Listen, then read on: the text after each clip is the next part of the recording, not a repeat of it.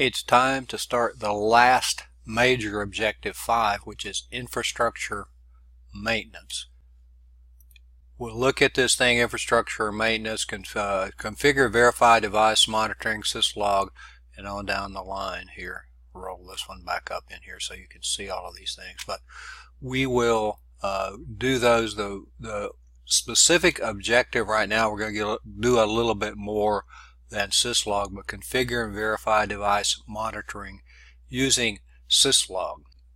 A couple of the books go into a little bit more depth, so we want to do this. Licensing is covered in the objectives also. Let me get this out of the way on down, so we will do that. Configure, verify device management, backup, CDP, licensing, logging, time zone, loop back. We're actually going to do 5.1 and 5.2 in this particular one. So we're going to monitor devices, backup, restore, licensing, logging, time zone, and loop back. So device monitoring is when we're actually watching what's going on our devices.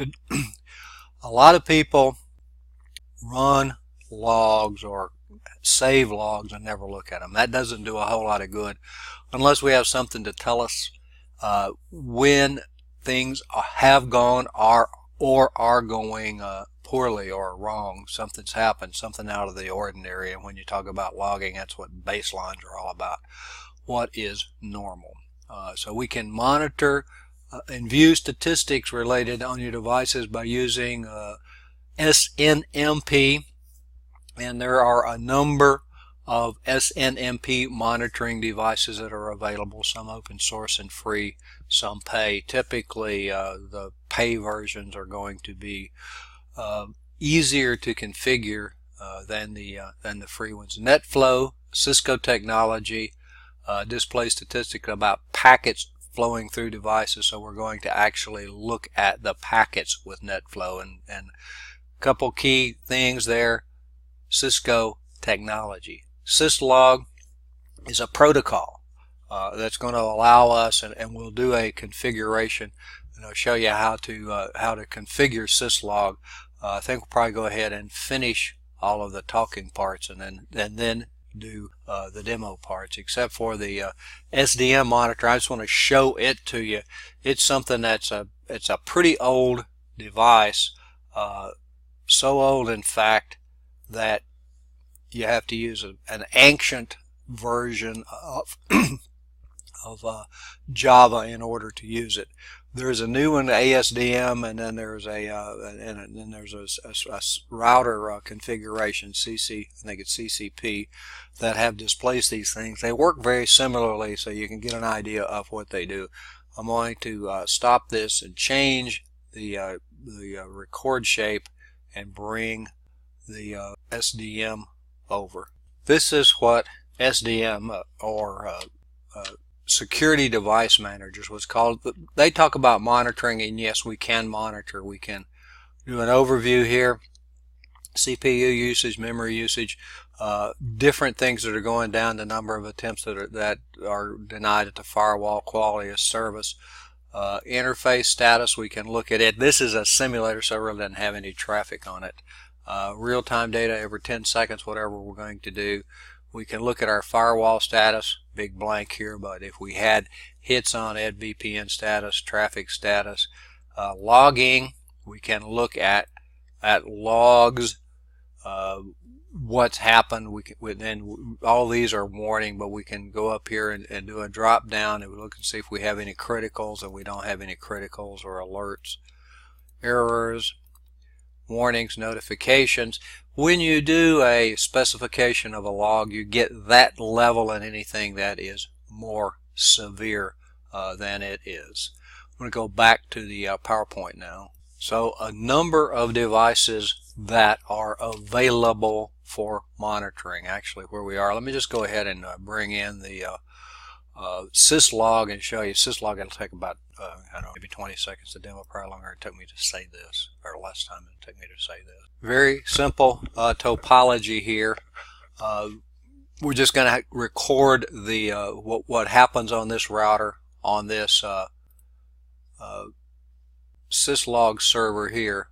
And if I go into here and if I look at services, again, this is a demonstration demo, but Syslog, nothing here. The Syslog is on. Syslog is an application that's going to be running on a device.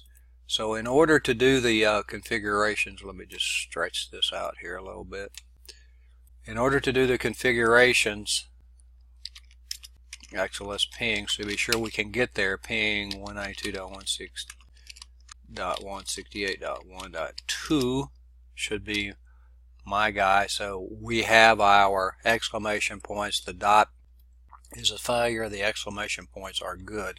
So we can do config T, and we can do logging, and then in logging we have IP address of the logging host, buffered, console host, and the host here is set syslog server IP address and parameters. Enable logging is on, and set the syslog server logging level with the trap. So we can just do logging 192.168.1.2, and the only thing that after that with the question mark is the carriage return. Let's just go in and do something, at least that tries to do it. We'll do a let's see, let's go config T interface gig 0/1 and do a no shut and a shut, just to see if we can generate some traffic over here. And when I go into my Syslog server, you can see that we have the information, the host name 192.168.1.1, and then the configurations, what happened, that we changed, and the level of what we changed, the days. So what we do with Syslog is to log or move our logs actually to a host. Advantage there, somebody compromises our system, then we don't have to worry about them destroying the logs that are on the device itself. So Syslog, which we just did the demo of, by default network devices send the system messages and debug output to the local logging process, and we can manually configure the logging process to allow them to be sent to another destination, our Syslog server. Linux supports Syslog natively. Windows, you have to get a piece of software, the Syslog server, in order for that service to be available on Windows. The destination can be a Syslog server or can be sent to an internal buffer for storage on the device itself, which can be viewed through the device command line interface later. So if we send it to the buffer, it's still going to be on the device. If we send it to the Syslog server, it's going to be stored in a file on a machine that's not on that device, which can be used for analysis to see what's going on. And again, if you're going to do logs, you need to do log analysis. If you're not going to do any analysis, there's no need in having them. We can filter the type of messages that we need. That was the trap, which was to set the level of messages that we want. And here are the levels. And this comes up in books several times, so it's kind of a good idea to know some of this stuff. But 0 is emergency. We have emergency alert, critical error, warning, notice, informational, and debug. And when we looked at SDM, we could specify the level that we wanted to see. When we specify the level, for instance, if we specified 4, which is warning, it would give us the 0, 1, 2, 3, and 4. So it does that level and anything that is more severe than that level. Cisco monitoring, this is just an image of another device that allows us to monitor what's going on. Cisco's gone a little bit more to GUIs, since everybody else does an awful lot of stuff in GUIs instead of command lines. So this is the Cisco Unified Serviceability, the system summary, CPU memory, the things that we did. And then we have the Syslog viewer here, one of the things that we can look at with this particular monitoring device. Moving on to a different backup and restore configuration. We've talked about this a little bit, the TFTP server. We need to backup copies. The device fails, the configuration gets corrupted. It's always handy to have that instead of having to go in and redo 300 lines of code. We just simply put an IP address on the new device or on the device that we have and copy the configuration, do a no shut on our interfaces, and then we're up and running. And this just shows some of those things, and I think that we've done this before, but copy running config TFTP. We specify the IP address of the TFTP server, and TFTP server again is a piece of software that's going to be running on a device, a Windows machine, a Linux machine. The destination file name, whatever we want to call it, and this is the backup config for my router. The two dots here, the two exclamation points are always good signs, dots are not good signs that we actually got it there. And then how much was copied and how long it took to copy it.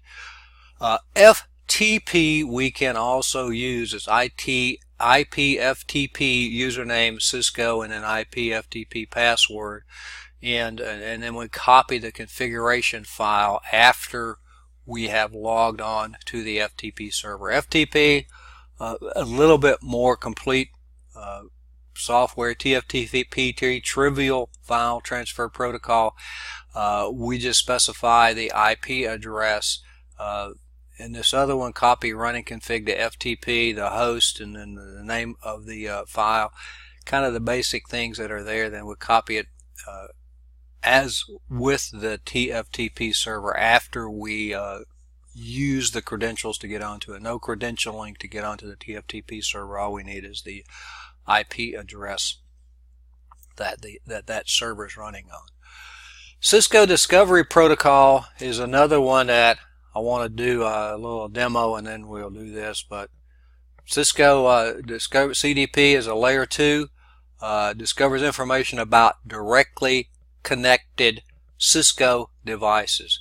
It is enabled by default, which is kind of a good thing. Yep, okay, we can find everything, and if you have IP phones, Cisco IP phones, you need CDP because it needs CDP in order to find its information. LLDP does the same thing. Link level discovery protocol does the same thing, but it's a non-Cisco proprietary. So CDP is Cisco proprietary. LLDP can find similar information about non-Cisco devices. So I'm going to pause here and bring over a demo to look at CDP. Okay, so here we have a topology. It's got some Cisco devices connected to other Cisco devices. Let's try R01 here. Spread it out a little bit. And we'll go in here into enable mode and show CDP neighbors. When we see CDP neighbors, we have a switch, and that's the name of it. And the HQ, this one's connected on gig 000030. The whole time this thing has to refresh. The capability, S is going to be a switch and R is going to be a router. The platform 2960, the C2900. As we go on over here, the port ID gig 01, and then a serial. The local interface and the port ID here is where you're connected at the other end. So we can do that. We can get in even more if we show CDP neighbors detail. We can get things like the IP address, the capabilities, the serial. The whole time is the time until it's going to refresh. Version, Cisco iOS C2900, which software it's running. So you can see this could be a good thing or a bad thing. It is necessary for our IP phones, but if we, for instance, we're connected to, instead of HQ, maybe that's our ISP. We may not want the ISP to be able to do that. We can turn off no CDP I guess we're going config mode would work better, huh? No CDP,